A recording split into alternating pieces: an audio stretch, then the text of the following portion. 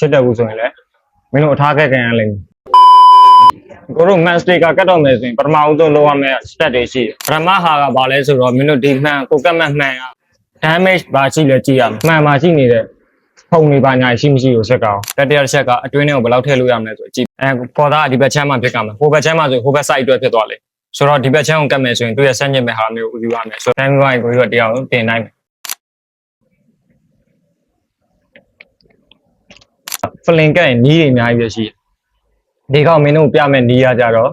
တစ်ခါတည်းအပြင်ကနေပြီးတော့ fitting ကြပြီးတော့ကိုကြီးတို့ကအတွင်းထဲမှာဘာလေးရပြုတ်ကြမှာပါပဲဆိုရဲနီးကိုသုံးပါဆိုတော့ဒီ liner တွေ့ရမလားဒီ liner နဲ့ကိုကြီးတို့ကပလေးဒီကောင်မဟုတ်ဘူးနော်ဒီမှာရှိမှာဘာကြောင့်လဲဆိုတော့ကိုကဒီမှာ liner မှာထည့်လို့ရတာဖြစ်တဲ့အတွက်ဒီနားလောက်ထိကိုယူလိုက်ပြီးဒီဘက်ကဖြတ်လိုက်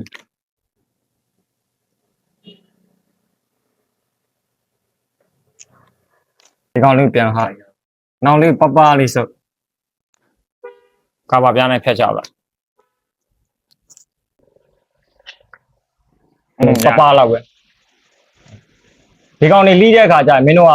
ရက်သွားလို့မရဘူးထက်သွားလိုက်မယ်ရက်သွားရင် line ကထစ်မှာဆိုတော့တစ်ခါတည်းကိုတစ်လျှောက်တည်းသွားမှရအဓိကကိုလက်မငြိမ်ဘူးတိတ်မသေးကြဘူးဆိုရင်ဒီတိုင်းနေလုပ်လိုက်ပြီးသွားရင်ဒီအနာသက်လေးကို wipe ပေးရဒီအပေါ်တွေကဒီကောင်လေးကိုပါစဒီကြားထဲတွေကိုပါတန်ရှင်းလို့ပြုတ်ပြီးတော့နည်းနည်းလေးချတောင်းလျှောက်ဆွဲခေါ်ပါ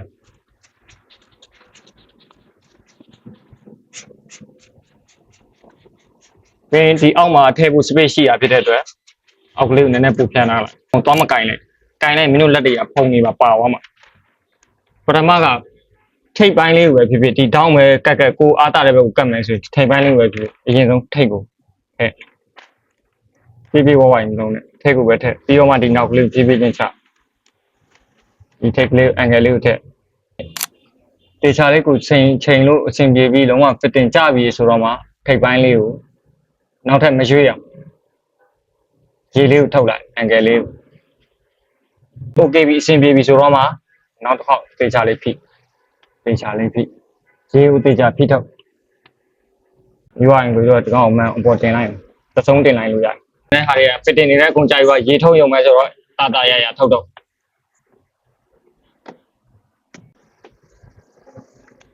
ငါဘလောက်ယူမယ်ငါဘလောက်လောက်အောင်မယ် decision တွေအကုန်လုံးကမင်းတို့နဲ့ပဲသက်ဆိုင်တော့နော်